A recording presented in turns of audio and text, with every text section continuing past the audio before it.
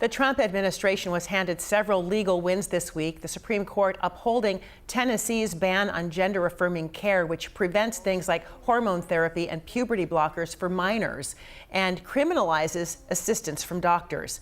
And in California, an appeals court ruling yesterday that President Trump can keep control of the National Guard troops that he deployed in that state. He called up nearly 4,000 in response to protests against immigration enforcement and ICE raids. And in celebration on Truth Social, Trump wrote, quote, "All over the United States, if our cities and our people need protection, we are the ones to give it to them, should state and local police be unable, for whatever reason, to get the job done." Joining us to discuss tonight is Erin Carr, Assistant Professor of Law at Seattle University. Thanks for joining us. Good evening, Joyce. Good evening. So, Erin, Trump's deployment of the National Guard was the first by a president without the governor's approval since 1965. So from a legal perspective, how significant is this decision when it comes to federal interventions in state affairs? Well, like many of the actions taken by this president and his administration since taking office, the use of the military in domestic affairs represents a significant departure from democratic norms. The United States has a long-standing tradition dating back to the founding and respected by presidents of both parties, limiting the use of the military for domestic law enforcement purposes to only the most serious circumstances, such as where there's an invasion or an insurrection. The long-standing tradition is premised on this recognition of the dangers of using the military for domestic affairs, and it's based on a common political and legal understanding that the military should not be used against the American people, but rather for the protection of American civilians. And so the presence of soldiers in civilian environments very much shatters that norm. And what are the potential long-term consequences when you talk about civil liberties, public protests? I mean, why should everyday Americans care about this?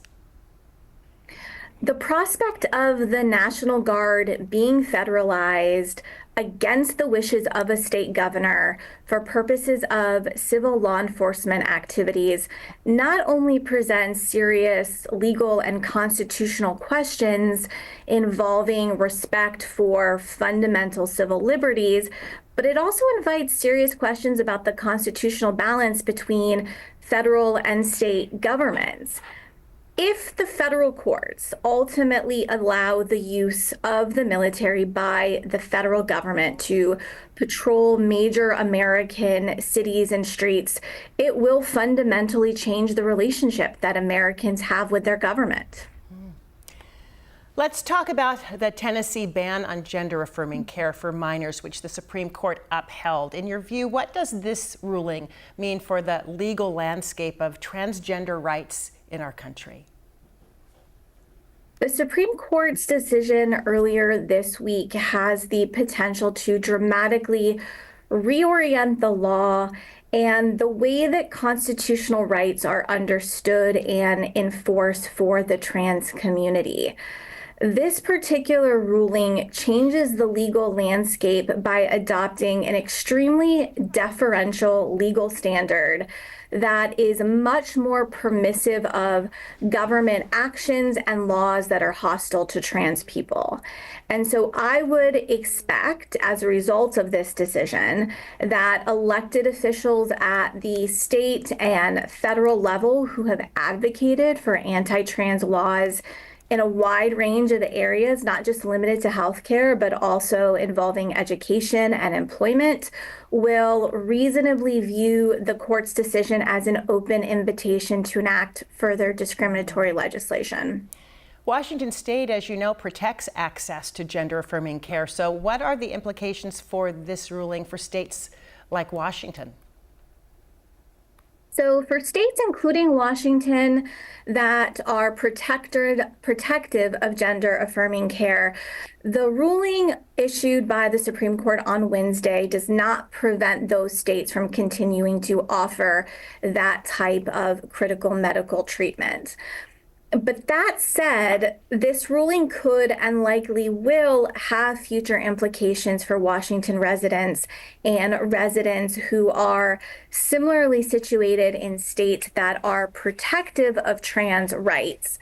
And the reason for that is that the reasoning that the Supreme Court relied on in its decision upholding Tennessee's ban on gender affirming health care could quite easily be applied and expanded to advance anti-trans laws and even a healthcare restriction on a national level.